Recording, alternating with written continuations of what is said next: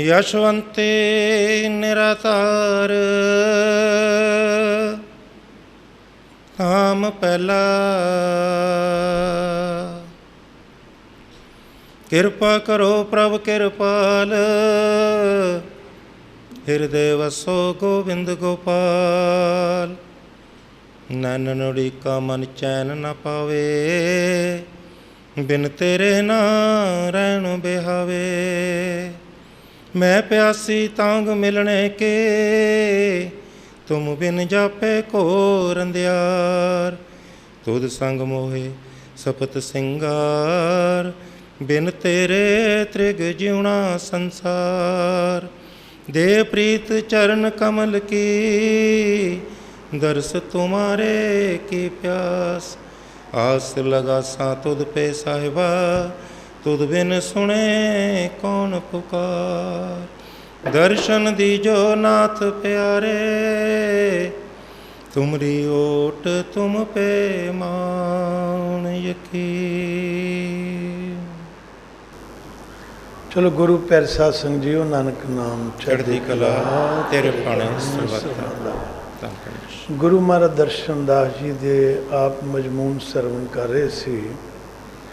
महाराज जी अपने स्नेह दे अंदर बड़े प्यार दे नाल सानू समझा रहे सन कि हे संसार दे जीवो, असी बहुत लंबे समय तो बड़े मुद्दतां हो गईयां उस मालिक तो, उस ईश्वर तो विछड़िया हुए, और इस दुनिया दे अंदर आकर के दर बदर ठोकरां खांदे पे हाँ, दर बदर रुलते पे हाँ। जिदा एक बच्चा माँ बाप तो बगैर इस संसार जगत के अंदर भौतिक वस्तुआं नूं भोगदा होया फिर माँ बाप नूं याद करदा और कुरलांदा है और याद करदा है। सहब फरमान करते हैं कि असी कदे कदे सोचते हाँ किहड़ी चीज़ साथों ऐसी है जो विछड़ गई है, किसनूं पावन नूं दिल करदा है। जो कुछ भी मिलता है एक कुछ समय वास्ते सानू खुशियां दे दिंदा है, लेकिन हमेशा दे वास्ते ना साडे मन दे विच खुशी आंदी है, ना साडी आत्मा दे विच खुशी आंदी है। गुरु महाराज जी फरमाया करदे सन एक मिसाल दे तौर ते कि जिद्दां जेल दे अंदर कैदी हुंदे हन, और अगर कोई जेल की यात्रा करन जाता है, निरीक्षण करन जाता है, तो देखता है कि कैदियों की हालात बहुत ख़राब है। पीण दे वास्ते पानी का अरेंजमेंट नहीं है। वो कूलर लगा दिंदा है, 2-4 कैदियों नूं ठंडा पानी मिलता है, वो खुश हो जाते हैं कि साड़ी प्यास जड़ी है वो मिट जाती है। लेकिन वो जड़ी कूलरां दी खुशी है, ठंडे पानी दी खुशी है, ये सिर्फ प्यास बुझावन तक रह जाती है। उन्होंने उतों ना आज़ाद कर सकती, ना सदीवी सुख दे सकती। मुड़ के किधरे कोई ऐसा बंदा उत्थे इंस्पैक्शन करन जाता है, वो देखता है कि कैदियां दा जिहड़ा लंगर पानी है, उन्हां दी जिहड़ी खुराक है वो अच्छी नहीं है। वो तरस करके 2-4 दिन 5-7 दिन लंगर लवा दिंदा है। पेट भर के कैदी जड़े ने खाना खांदे ने, बड़े खुश हुंदे ने कि भला होवे इस शाहूकार दा जिसने लंगर लगाया, साड़ी भुख मिटाई। और उस तो बाद फिर वो जड़ी हालात सी कैद होने दी, घरदियां तो दूर जाण दी, बच्चों तो दूर रहण दी, वो फिर सामने उस तरह खड़ी हुंदी है। तो महाराज कहंदे ने कि किसी ने फिर देखा कि जड़े कैदी ने सर्दियों के दिन ने, और उन्हां दे पास ना को कंबल अच्छे ने, ना को रजाइयां अच्छियां ने। कुछ पैसे खर्च के बिस्तरियां का इंतजाम कर दिंदा है, कंबल लिया दिंदा है, रजाइयां लिया दिंदा है। और कैदी ने जड़े आराम दे नाल अपनी रात की नींद लेंदे ने और ਉਸ ਸ਼ਾਹੂਕਾਰ ਦਾ ਭਲਾ ਮੰਗਦੇ ਨੇ ਉਸ ਰੱਬ ਦੇ ਕੋਲੋਂ। ਪਰ ਉਹਨਾਂ ਕੁਝ ਹੋਣ ਦੇ ਬਾਵਜੂਦ ਵੀ, ਇੰਨੀਆਂ ਗੱਲਾਂ ਤੋਂ ਬਾਅਦ ਵੀ ਉਹਨਾਂ ਦੇ ਮਨ ਦੇ ਅੰਦਰ, ਆਤਮਾ ਦੇ ਅੰਦਰ ਉਹ ਖੁਸ਼ੀ ਨਹੀਂ ਆਉਂਦੀ ਜਿਹੜੀ ਬੱਚਿਆਂ ਨੂੰ ਮਿਲਣ ਦੀ ਹੈ, ਆਪਣੇ ਘਰ ਵਾਪਸ ਜਾਣ ਦੀ ਹੈ, ਜਾਂ ਆਪਣੇ ਜੀਵਨ ਸਾਥੀ ਦੇ ਕੋਲ ਜਾਂਦੀ ਹੈ, ਮਾਂ ਬਾਪ ਦੇ ਕੋਲ ਜਾਂਦੀ ਹੈ। ਤੋ ਅਗਰ ਜੇਲਰ ਦਾ ਜਿਹੜਾ ਜੇਲ੍ਹ ਦਾ ਜੇਲਰ ਹੈ, ਅਗਰ ਉਹਦੇ ਮਨ ਦੇ ਵਿੱਚ ਆ ਜਾਵੇ, ਉਹਨਾਂ ਦਾ ਉੱਥੋਂ ਦਾ ਕਾਰ ਵਿਹਾਰ ਠੀਕ ਹੋਵੇ, ਹੁਕਮ 'ਚ ਰਹਿੰਦੇ ਹੋਣ, ਔਰ ਅਗਾਂਹ ਤੋਂ ਆਪਣੀ ਜ਼ਿੰਦਗੀ ਦੇ ਅੰਦਰ ਸੁਧਾਰ ਲਿਆਉਣਾ ਚਾਹਣ ਕਿ ਜੋ ਸਾਥੋਂ ਗਲਤੀਆਂ ਹੋਈਆਂ ਇਹ ਅਸੀਂ ਆਇੰਦਾ ਨਹੀਂ ਕਰਾਂਗੇ, ਔਰ ਪਿਛਲੀਆਂ ਗਲਤੀਆਂ ਤੋਂ ਤੌਬਾ ਕਰਦੇ ਹੋਏ ਅਗਾਂਹ ਇਹੋ ਜਿਹੀਆਂ ਗਲਤੀਆਂ ਨਾ ਕਰਨ ਦਾ ਵਿਚਾਰ ਮਨਾਂ ਦੇ ਵਿੱਚ ਜਦ ਤੱਕ ਉਹ ਨਹੀਂ ਲਿਆਉਂਦੇ ਤਦ ਤੱਕ ਗੱਲ ਨਹੀਂ ਬਣਦੀ। ਹਾਂ, ਅਗਰ ਜੇਲ੍ਹ ਚਾਹਵੇ, ਅਦਾਲਤ ਚਾਹਵੇ ਤੇ ਉਹਨਾਂ ਨੂੰ ਉੱਥੋਂ ਆਜ਼ਾਦ ਕਰ ਸਕਦੀ ਹੈ। ਜਦ ਜੇਲਰ ਦੇ ਕਹਿਣ ਦੇ ਨਾਲ ਉਹਨਾਂ ਨੂੰ ਆਜ਼ਾਦੀ ਮਿਲਦੀ ਹੈ, ਉਹਨਾਂ ਨੂੰ ਪਾਣੀ ਦਾ ਦੁੱਖ ਵੀ ਭੁੱਲ ਜਾਂਦਾ ਹੈ, ਖਾਣੇ ਦਾ ਦੁੱਖ ਵੀ ਭੁੱਲ ਜਾਂਦਾ ਹੈ, ਉਹਨਾਂ ਨੂੰ ਬਿਸਤਰਿਆਂ ਦਾ ਦੁੱਖ ਵੀ ਭੁੱਲ ਜਾਂਦਾ ਹੈ, ਔਰ ਉਹਨਾਂ ਨੂੰ ਉਹ ਜਿਹੜੀ ਖੁਸ਼ੀ ਹੈ ਜੇਲ੍ਹ ਦਾ ਦਰਵਾਜ਼ਾ ਖੁੱਲ੍ਹਣ ਦੀ, ਆਪਣੇ ਘਰ ਜਾਣ ਦੀ, ਆਪਣੇ ਬੱਚਿਆਂ ਦੇ ਕੋਲ ਜਾਣ ਦੀ, ਆਪਣੇ ਮਾਪਿਆਂ ਦੇ ਕੋਲ ਜਾਣ ਦੀ, ਉਹਦਾ ਜਿਹੜਾ ਮੁਕਾਬਲਾ ਹੈ ਉਹ ਕਿਧਰੇ ਵੀ ਨਹੀਂ ਹੈ। ਮਹਾਰਾਜ ਕਿਆ ਕਰਦੇ ਨੇ ਕਿ ਇਸ ਸੰਸਾਰ ਦੇ ਜੀਵੋ, ਇਹ ਜਿਹੜੀ ਧਰਤੀ ਹੈ ਇੱਥੇ ਅਸੀਂ ਇੱਕ ਜੇਲ੍ਹ ਖਾਨਾ ਹੈ, ਇਹ ਸਾਰੀ ਦੁਨੀਆ, ਔਰ ਜਿਸ ਜੇਲ੍ਹ ਦੇ ਵਿੱਚ ਹਰ ਜੀਵ, ਹਰ ਪ੍ਰਾਣੀ, ਹਰ ਬੰਦਾ ਆਪੋ ਆਪਣੀ ਸਜ਼ਾ ਜਿਹੜਾ ਹੈ ਉਸ ਨੂੰ ਪਾ ਰਿਹਾ ਹੈ, ਔਰ ਇਸ ਸਜ਼ਾ ਤੋਂ ਪਾਉਂਦੇ ਪਾਉਂਦੇ, ਇਸ ਨੂੰ ਭੁਗਤਦੇ ਭੁਗਤਦੇ ਉਹ ਪਰੇਸ਼ਾਨ ਹੋ ਜਾਂਦਾ ਹੈ। ਮਕਾਨ ਵੀ ਮਿਲ ਜਾਂਦਾ ਹੈ, ਮਿਹਨਤ ਨਾਲ ਬੱਚੇ ਵੀ ਮਿਲ ਜਾਂਦੇ ਨੇ, ਘਰ-ਬਾਰ ਵੀ ਮਿਲ ਜਾਂਦਾ ਹੈ, ਮੋਟਰਾਂ ਕਾਰਾਂ ਵੀ ਮਿਲ ਜਾਂਦੀਆਂ ਨੇ, ਧਨ ਦੌਲਤ ਵੀ ਮਿਲ ਜਾਂਦਾ ਹੈ, ਸੁੱਖ ਸੁਵਿਧਾ ਦੇ ਸਾਧਨ ਵੀ ਮਿਲ ਜਾਂਦੇ ਨੇ। ਲੇਕਿਨ ਇਹਨਾਂ ਹੋਣ ਦੇ ਬਾਵਜੂਦ ਵੀ ਜਿਸ ਤਰ੍ਹਾਂ ਜੇਲ੍ਹ ਦੇ ਕੈਦੀ ਖੁਸ਼ ਨਾ ਹੋ ਸਕੇ ਪਾਣੀ ਦੇ ਸਹੂਲਤ ਦੇ ਨਾਲ, ਖਾਣੇ ਦੀ ਸਹੂਲਤ ਦੇ ਨਾਲ, ਬਿਸਤਰਿਆਂ ਦੀ ਸਹੂਲਤ ਦੇ ਨਾਲ, ਇਸੇ ਤਰ੍ਹਾਂ ਅਸੀਂ ਵੀ ਇਸ ਖਾਨਾ ਬਦੋਸ਼ ਦੁਨੀਆ ਦੇ ਅੰਦਰ ਜਿਹੜੀ ਜੇਲ੍ਹ ਭੁਗਤਦੇ ਪਏ ਹਾਂ। ਇਸ ਜੇਲ੍ਹ ਦਾ ਵੀ ਇੱਕ ਜੇਲਰ ਹੁੰਦੇ ਨੇ ਜਿਹੜੇ ਸੰਤ ਮਹਾਤਮਾ ਹੁੰਦੇ ਨੇ, ਮਹਾਂਪੁਰਸ਼ ਲੋਕ। ਜਿੱਦਾਂ ਜੇਲਰ ਚਾਹਵੇ ਤੇ ਉਹਨਾਂ ਦੀ ਸਜ਼ਾ 'ਚ ਕਮੀ ਕਰ ਸਕਦਾ ਹੈ, ਫਾਂਸੀ ਵਾਲੇ ਨੂੰ ਉਮਰ ਕੈਦ ਵਿੱਚ ਬਦਲ ਸਕਦਾ ਹੈ, ਉਮਰ ਕੈਦ ਵਾਲੇ ਦੀ ਸਜ਼ਾ ਘੱਟ ਕਰ ਸਕਦਾ ਹੈ, ਜਿਹਦੇ ਨਾਲ ਉਹ ਆਪਣੇ ਘਰ ਛੇਤੀ ਪਰਤ ਸਕਦਾ ਹੈ। ਤੋ ਮਹਾਰਾਜ ਕਹਿੰਦੇ ਨੇ ਕਿ ਇਹ ਦੁਨੀਆ ਦੇ ਜੀਵੋ, ਸੰਤ ਮਹਾਤਮਾ ਵੀ ਸਾਨੂੰ ਨਾਮ ਦੇ ਕੇ, ਆਪਣੇ ਸ਼ਰਨਾਂ ਨਾਲ ਜੋੜ ਕੇ, ਆਪਣੇ ਗੁਰੂ ਘਰ ਨਾਲ ਜੋੜ ਕਰਕੇ, ਔਰ ਆਪਣੀ ਨਦਰ ਮਿਹਰ ਦੇ ਨਾਲ ਸਾਡੇ ਕਰਮਾਂ ਨੂੰ ਸੂਲੀ ਤੋਂ ਸੂਲ ਕਰ ਦਿੰਦੇ ਹਨ, ਔਰ ਜਿਹੜੇ ਸੂਲ ਜੋਗੇ ਕਰਮ ਰਹਿ ਜਾਂਦੇ ਨੇ ਉਸ ਨੂੰ ਨਾਮ ਦੀ ਕਮਾਈ ਦੇ ਨਾਲ, ਸੇਵਾ ਦੇ ਸਾਧਨ ਦੇ ਨਾਲ ਕਹਿੰਦੇ ਨੇ ਕਿ ਇਹ ਆਪਦੇ ਜੀਵਨ 'ਚੋਂ ਕੱਢ ਸਕਦੇ ਹਨ। ਜਿਹੜਾ ਜੀਵ ਮਹਾਂਪੁਰਸ਼ਾਂ ਦੇ ਪਾਸ ਜਾ ਕੇ ਨਾਮ ਦੀ ਕਮਾਈ ਕਰਦਾ ਹੈ, ਉਹਨਾਂ ਕੋਲੋਂ ਨਾਮ ਲੈਂਦਾ ਹੈ, ਔਰ ਤਨ, ਮਨ ਔਰ ਧਨ ਦੀ ਸੇਵਾ ਦੇ ਵਿੱਚ ਰਹਿੰਦਾ ਹੈ, ਉਹਦੇ ਜਿਹੜੇ ਕਰਮ ਉਹ ਸੂਲੀ ਤੋਂ ਸੂਲ ਜਿਹੜੇ ਕੀਤੇ ਸੀ ਮਹਾਂਪੁਰਸ਼ਾਂ ਨੇ, ਜਿਉਂ-ਜਿਉਂ ਜਪ ਤਪ ਕਰਦਾ ਨਾਮ ਦਾ, ਜਿਉਂ-ਜਿਉਂ ਸੇਵਾ ਕਰਦਾ ਜੀਵ ਤਨ ਦੀ, ਧਨ ਦੀ, ਮਨ ਦੀ, ਤਾਂ ਉਹ ਸੂਲ ਵੀ ਜਿਹੜੀ ਹੈ ਉਹ ਵੀ ਇੱਦਾਂ ਹੋ ਜਾਂਦੀ ਹੈ ਕਿ ਜਿਸ ਤਰ੍ਹਾਂ ਬਿਲਕੁਲ ਹੀ ਐਵੇਂ ਇੱਕ ਮਾੜੀ ਮੋਟੀ ਚੁਭਨ। ਤੋ ਮਹਾਰਾਜ ਕਹਿੰਦੇ ਨੇ ਕਿ ਮਹਾਰਾਜ ਦਰਸ਼ਨ ਦਾਸ ਜੀ ਸਾਡੇ ਮਿਸ਼ਨ ਦੇ ਜਿਹੜੇ ਮਾਲਕ ਨੇ, ਇਹ ਵੀ ਆਪਣੇ ਡਿਪਾਰਟਮੈਂਟ ਦੀ ਜਿਹੜੀ ਜੇਲ੍ਹ ਹੈ, ਜਿਹੜੇ ਹਿੱਸੇ ਇਹਨਾਂ ਦੇ ਕੈਦੀ ਆਏ ਨੇ, ਜਿਹੜੇ ਹਿੱਸੇ ਜਿਹੜੀ ਜੇਲ੍ਹ ਆਈ ਹੈ ਉਹਦੇ ਜੇਲਰ ਨੇ। ਤੋ ਆਪਣੀ ਨਾਨਕ ਨਦਰੀ ਨਦਰ ਨਿਹਾਲਤਾ ਦੀ ਜਿਹੜੀ ਦ੍ਰਿਸ਼ਟੀ ਹੈ ਉਹਦੇ ਨਾਲ ਸਾਡੇ ਕਰਮਾਂ ਨੂੰ ਤੇ ਘੱਟ ਕਰ ਦਿੰਦੇ ਨੇ, ਪਰ ਜੋ ਬੰਦਾ ਹੈ ਉਹ ਇਹ ਸੋਚਦਾ ਹੈ ਕਿ ਮੈਨੂੰ ਇਤਨਾ ਦੁੱਖ ਕੱਟ ਗਿਆ, ਇਹ ਵੀ ਨਹੀਂ ਕੱਟਦਾ। ਉਹਦੀ ਸ਼ਿਕਾਇਤ ਲੈ ਕਰਕੇ ਜੀਵ ਆਪਣਾ ਮਨ ਭਰ ਕੇ ਬੈਠਾ ਰਹਿੰਦਾ ਹੈ ਕਿ ਮੈਨੂੰ ਅਜੇ ਬੁਖਾਰ ਚੜ੍ਹਦਾ, ਮੈਨੂੰ ਸਿਰ ਦਰਦ ਹੁੰਦੀ ਹੈ, ਮੇਰਾ ਫਲਾਣਾ ਕੰਮ ਨਹੀਂ ਠੀਕ ਹੋਇਆ, ਮੇਰਾ ਟਿਮਕਾ ਕੰਮ ਨਹੀਂ ਠੀਕ ਹੋਇਆ। ਤਾਂ ਮਹਾਰਾਜ ਕਹਿੰਦੇ ਨੇ ਕਿ ਪਹਿਲਾਂ ਤਾਂ ਪਰਮਾਤਮਾ ਸਾਡੇ 'ਤੇ ਦਿਆਲ ਹੋਇਆ, ਈਸ਼ਵਰ ਦਿਆਲ ਹੋਇਆ। ਅਗਰ ਈਸ਼ਵਰ ਦਿਆਲ ਨਾ ਹੁੰਦਾ ਤੇ ਸਾਨੂੰ ਉਹ ਸਾਕਾਰ ਰੂਪ ਸੰਤਾਂ ਮਹਾਤਮਾ ਦਾ ਮਿਲਨ ਨਾ ਹੋਣ ਦਿੰਦਾ।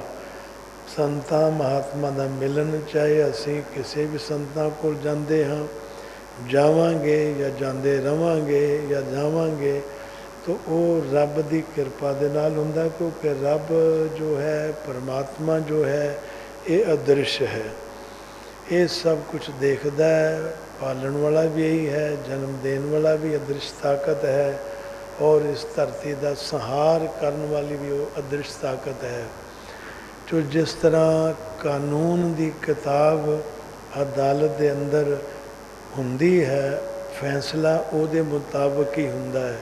ਕਾਨੂੰਨ ਦੀ ਕਿਤਾਬ ਦੇ ਅੰਦਰ ਜੋ ਗੱਲਾਂ ਬਾਤਾਂ ਲਿਖੀਆਂ ਨੇ, ਜੋ ਕਾਨੂੰਨ ਦੀਆਂ ਧਾਰਾਂ ਲਿਖੀਆਂ ਨੇ, ਜੋ ਕਾਨੂੰਨ ਦੀ ਗੱਲਬਾਤ ਲਿਖੀ ਹੈ, ਜੱਜ ਉਹਦੇ ਮੁਤਾਬਕ ਹੀ ਗੱਲ ਕਰਦਾ ਹੈ, ਉਹਦੇ ਮੁਤਾਬਕ ਹੀ ਫੈਸਲਾ ਦਿੰਦਾ ਹੈ।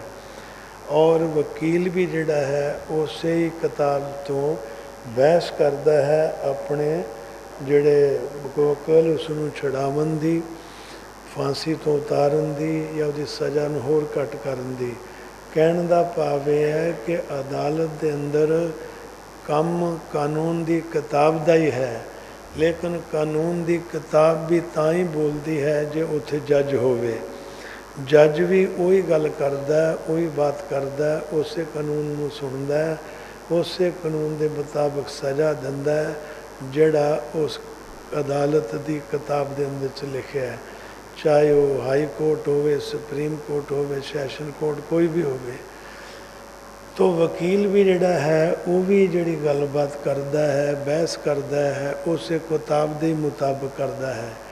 ਅਗਰ ਅਦਾਲਤ ਦੇ ਅੰਦਰ ਜੱਜ ਕੱਢ ਦਿੱਤਾ ਜਾਵੇ, ਉੱਥੋਂ ਵਕੀਲ ਕੱਢ ਦਿੱਤਾ ਜਾਵੇ, ਤੋ ਜਿਹੜੇ ਖੜੇ ਨੇ ਕਤਲ ਕਰਨ ਵਾਲੇ ਔਰ ਕਤਲ ਹੋਣ ਵਾਲਿਆਂ ਦੇ ਲੋਕ, ਉਹ ਕਿਹਦੇ ਨਾਲ ਗੱਲ ਕਰਨ, ਆਪਣੀ ਸਪਸ਼ਟੀਕਰਨ ਕਿਹਨੂੰ ਦੇਣ ਕਿ ਕਤਲ ਕਿਹੜੇ ਹਾਲਾਤਾਂ 'ਚ ਹੋਇਆ, ਕਿਹਨੇ ਕੀਤਾ, ਕਿਸ ਵੇਲੇ ਹੋਇਆ, ਜਾਂ ਦੂਜੀ ਪਾਰਟੀ ਕਹਿੰਦੀ ਮੈਂ ਨਹੀਂ ਕੀਤਾ, ਇੱਦਾਂ ਹੋਇਆ।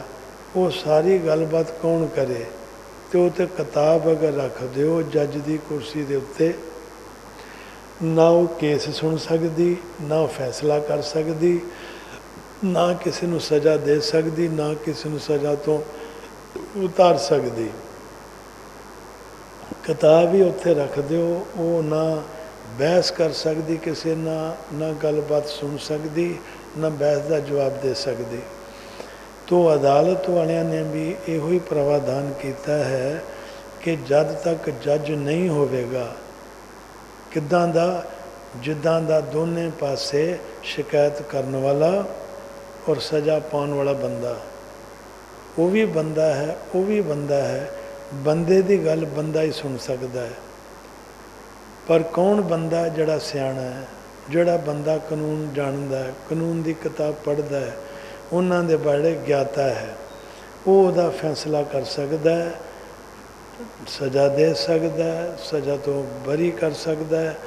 ਔਰ ਵਕੀਲ ਵੀ ਜਿਹੜਾ ਹੈ ਉਹਨੂੰ ਵੀ ਇੱਕ ਬੰਦਾ ਚਾਹੀਦਾ ਬਹਿਸ ਕਰਨ ਲਈ, ਮੁਜਰਮ ਨੂੰ ਵੀ ਇੱਕ ਬੰਦਾ ਚਾਹੀਦਾ, ਵਕੀਲ ਚਾਹੀਦਾ ਜਿਹੜਾ ਉਹਦੀ ਗੱਲ ਸੁਣ ਸਕੇ, ਗੱਲ ਸੁਣ ਸਕੇ। ਉਹ ਵਕੀਲ ਵੀ ਬੰਦਾ ਹੈ, ਜਿਹੜਾ ਦੂਜੇ ਪਾਸੇ ਦਾ ਵਕੀਲ ਹੈ ਛੁਡਾਉਣ ਵਾਲਾ, ਉਹ ਵੀ ਵਕੀਲ ਹੈ।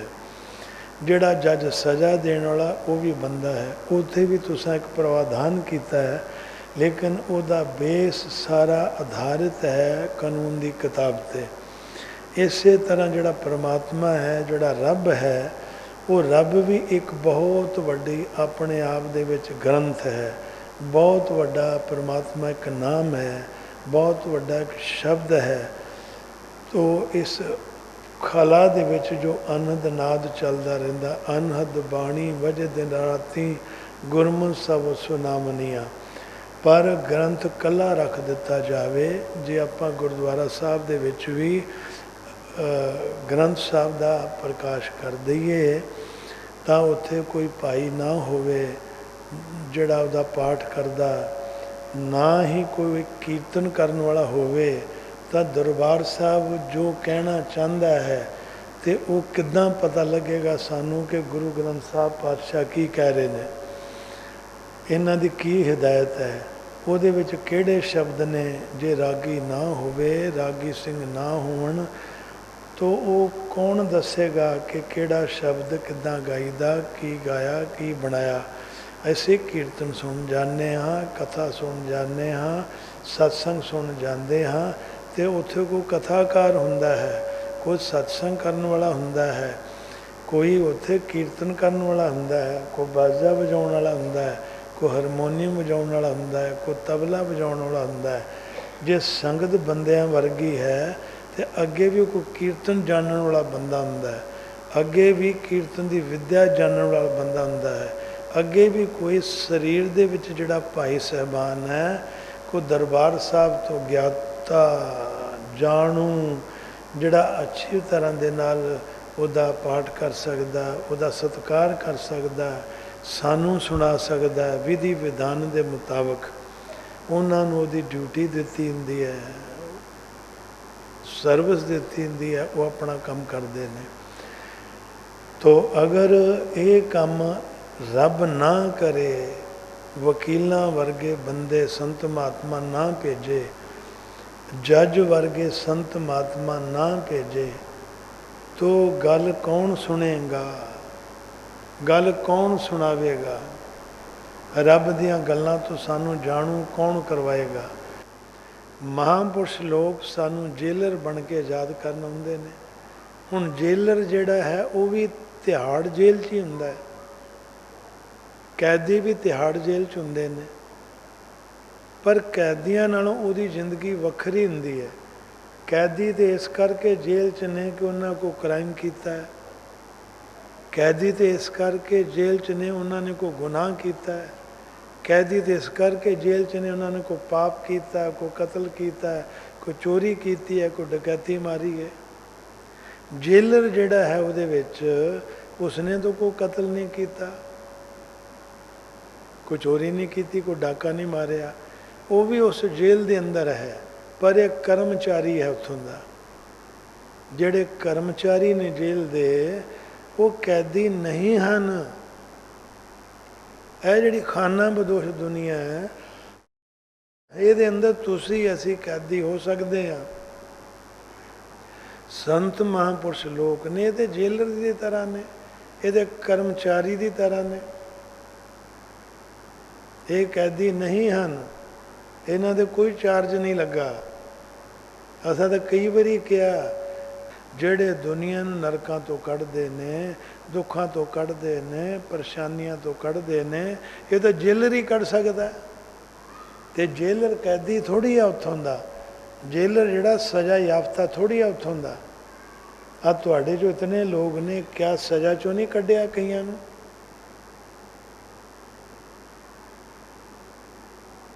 ਪਕੜਿਆ ਹੁੰਦਾ ਨਾ ਕਿਸੇ ਬਿਮਾਰੀ ਨੇ, ਪਕੜਿਆ ਹੁੰਦਾ ਨਾ ਕਿਸੇ ਤਕਲੀਫ ਨੇ, ਕਿਸੇ ਮੁਸੀਬਤ 'ਚ ਘਿਰੇ ਹੁੰਦੇ ਹਨ, ਉਸ ਮੁਸੀਬਤ ਤੋਂ ਅਸੀਂ ਰਾਹਤ ਪਾਉਂਦੇ ਹਾਂ। ਜਿੱਦਾਂ ਕਿਸੇ ਮਹਾਂਪੁਰਸ਼ ਦਾ ਜਨਮ ਦਿਨ ਆ ਜਾਵੇ, ਕਿਸੇ ਨੇਤਾ ਦਾ ਜਨਮ ਦਿਨ ਆ ਜਾਵੇ, ਜਾਂ 100 ਸਾਲਾ ਜਾਂ 50 ਸਾਲਾ 26 ਜਨਵਰੀ ਆ ਜਾਵੇ, 15 ਅਗਸਤ ਆ ਜਾਵੇ, ਸੁਤੰਤਰਤਾ ਦਿਵਸ ਆ ਜਾਵੇ, ਕੋਈ ਆ ਜਾਵੇ, ਤਾਂ ਕੈਦੀਆਂ ਨੂੰ ਥੋੜ੍ਹੀ ਛੁੱਟੀ ਮਿਲ ਜਾਂਦੀ ਹੈ, ਜੇਲ੍ਹ ਤੋਂ ਥੋੜ੍ਹੀ ਜਿਹੀ ਰਾਹਤ ਮਿਲ ਜਾਂਦੀ ਹੈ। ਇਸੇ ਤਰ੍ਹਾਂ ਕੋਈ ਵੱਡਾ ਭੰਡਾਰਾ ਆ ਗਿਆ ਜੀ, ਅੱਜ ਮਹਾਰਾਜ ਦਰਸ਼ਨਦਾਸ ਜੀ ਦਾ ਜਨਮ ਦਿਨ ਹੈ ਜੀ, 15 ਅਗਸਤ ਹੈ ਜੀ, ਅੱਜ ਦੇ ਦਿਹਾੜੇ ਮਹਾਰਾਜ ਨੂੰ ਕਿਰਪਾ ਮਿਲੀ ਸੀ ਜੀ, ਅੱਜ ਦੇ ਦਿਨ ਜੀ ਦਾ ਨੀਂਹ ਪੱਥਰ ਰੱਖਿਆ ਗਿਆ ਸੀ। ਤੋ ਕਹਿੰਦੇ ਨੇ ਲੱਖ ਖੁਸ਼ੀਆਂ ਪਾਤਸ਼ਾਹੀਆਂ ਜੇ ਸਤਿਗੁਰ ਨਦਰ ਕਰੇ, ਕੋ ਲੱਖ ਖੁਸ਼ੀਆਂ ਪਾਤਸ਼ਾਹੀਆਂ। ਫਿਰ ਮਹਾਂਪੁਰਸ਼ ਦਾ ਜਿਹੜਾ ਬੋਲ ਹੈ ਉਹ ਖੁਸ਼ੀ ਦੇ ਵਿੱਚ ਕੰਮ ਕਰ ਜਾਂਦਾ ਹੈ ਕਿ ਜਾ ਸੱਜਣਾ ਯਾਰਾ ਤੈਨੂੰ ਵੀ ਤਾਰਿਆ, ਤੂੰ ਜਿਨ੍ਹਾਂ ਨੂੰ ਅੱਜ ਤੱਕ ਮਾਰਿਆ ਉਹਨਾਂ ਨੂੰ ਵੀ ਤਾਰਿਆ। महाराजा रणजीत सिंह जी अपने समय के अंदर बहुत महान राजा थे। एक बार उनकी सवारी जा रही और लोग उनके दर्शन कर रहे कि महाराजा साहब आ रहे हैं। अचानक क्या होता है कि महाराजा जी के चेहरे पर एक पत्थर लगता है, हल्का सा जख्म हो गया और उन्होंने सिपा सलारों ने पकड़ लिया उस बच्चे को जिसका पत्थर था। एक दो थप्पड़ भी रसीद कर दिए।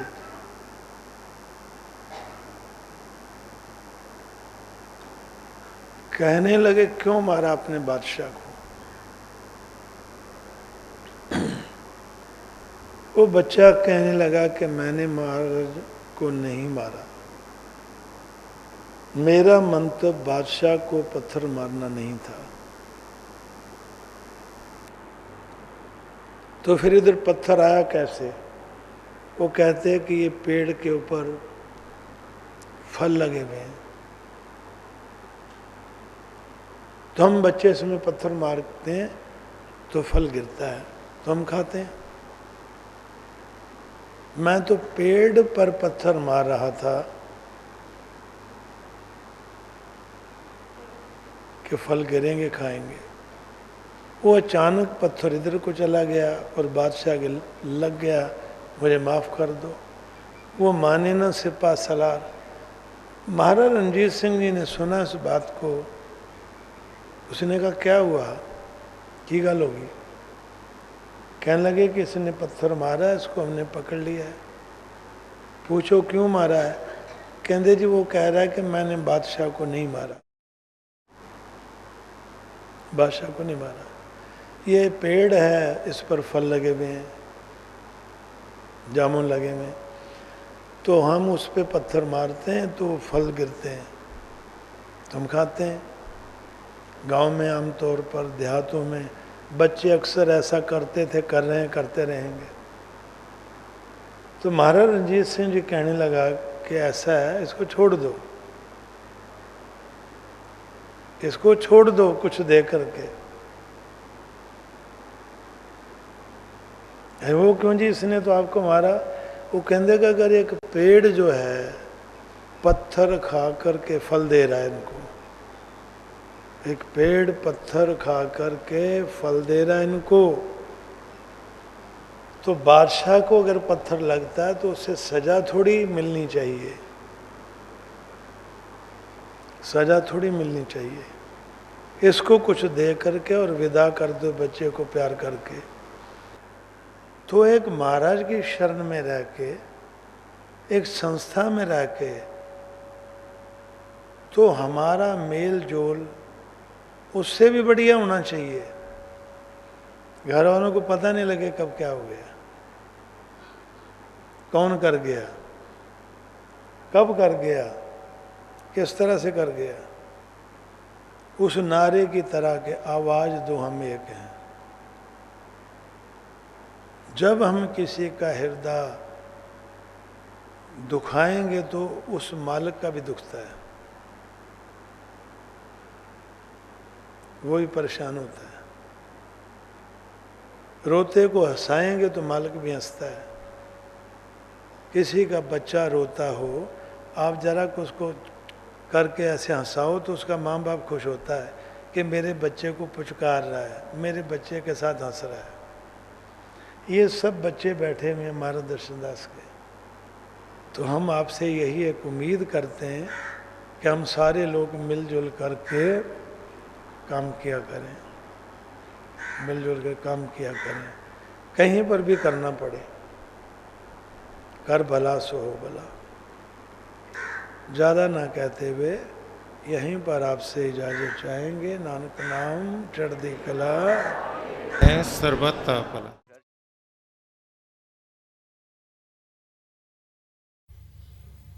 आज मेरे साथ संगजियो एक मन एक सुरत होके आप महाराज जी ने याद करिए। बैठो जरा नाल ना ताली बजा सकते तुम तो हाल जी पादे खैर फकीरानू तेरे परे नैन भंडारे पादे खैर फकीरानू तेरे परे नैन भंडारे सदियां कर तकदीरानू तेरे परे नैन भंडारे सिद्धियां कर तकदीरानू तेरे परे नैन भंडारे पादे खैर फकीरानू तेरे परे नैन भंडारे पादे खैर फकीरानू तेरे परे नैन भंडारे ऋषि मुनि ते देवी देवता पूजन तेरा डेरा ऋषि मुनि ते देवी देवता पूजन तेरा डेरा जिसने तो खैर न मंगी ओ फरिश्ता खेड़ा जिसने तेतों खैर न मंगी ओ फरिश्ता खेड़ा पादे खैर फकीरानू तेरे परे नैन भंडारे पादे खैर फकीरानू तेरे परे नैन भंडारे देना देना हर कोई आके बड़ा मुश्किल देना देना देना हर कोई आके बड़ा है मुश्किल देना हर दर्शन ने देखे संग तो कदे न मारे अमीना हर दर्शन ने देखे संग तो कदे न आगे अमीना पादे खैर फकीरानू तेरे परे नैन भंडारे पादे खैर फकीरानू तेरे परे नैन भंडारे सागर विचों बूंद न निकले वर्क नहीं कोई पैंदा सागर विचों बूंद निकले फर्क नहीं कोई पैंदा मैं सुने आए दर तेरे तो जो मंगिए सो मिलदा मैं सुनिया है दर तेरे तो जो मंगिए सो मिलेगा पादे खैर फकीरानू तेरे परे नैन भंडारी पादे खैर फकीरानू तेरे परे नैन भंडारी परसों आके परियां जिस दिन पुष्पन याद चढ़ावन हर्षों आके परियां जिस दिन पुष्प हार चढ़ावन सूरज चंद सितारे मिलके तेरे ही गुण गावन सूरज चंद सितारे मिलके तेरे ही गुण गावन पादे खैर फकीरानू तेरे परे नैन भंडारे पादे खैर फकीरानू तेरे परे नैन भंडारे सबना दा तू पालनहारा तेरे कोलों मंगना सबना दा तू पालनहारा तेरे कोलों मंगना धन दौलत नहीं मंगदे दाता तैनू ते तो मंगना धन दौलत नहीं मंगते दाता तेनू ते तो मंगना पादे खैर फकीरानू तेरे परे नैन भंडारे पादे खैर फकीरानू तेरे परे नैन भंडारे सिद्धियां कर तक ਪਰੇ ਰਹਿਣ ਭੰਡਾਰੇ ਸਿੱਧੀਆਂ ਕਰ ਤਕਦੀਰਾਂ ਨੂੰ ਤੇਰੇ ਪਰੇ ਰਹਿਣ ਭੰਡਾਰੇ ਤੇਰੇ ਪਰੇ ਰਹਿਣ ਭੰਡਾਰੇ ਤੇਰੇ ਪਰੇ ਰਹਿਣ ਭੰਡਾਰੇ ਤੇਰੇ ਪਰੇ ਰਹਿਣ ਭੰਡਾਰੇ ਤੇਰੇ ਪਰੇ ਰਹਿਣ ਭੰਡਾਰੇ ਉਹਦੇ ਵੈਰ ਫਕੀਰਾਂ ਨੂੰ ਉਹਦੇ ਵੈਰ ਫਕੀਰਾਂ ਨੂੰ ਉਹਦੇ ਵੈਰ ਫਕੀਰਾਂ ਨੂੰ ਉਹਦੇ ਵੈਰ ਫਕੀਰਾਂ ਨੂੰ। ਸੋ ਸਾਧ ਸੰਗਤ ਜੀਓ, ਇੱਥੇ ਹੀ ਨਾਨਕ ਨਾਮ ਚੜ੍ਹਦੀ ਕਲਾ ਤੇਰੇ ਭਾਣੇ ਸਰਬੱਤ ਦਾ ਭਲਾ। ਧੰਨ ਗੁਰੂ ਦਰਸ਼ਨ ਦਾਸ।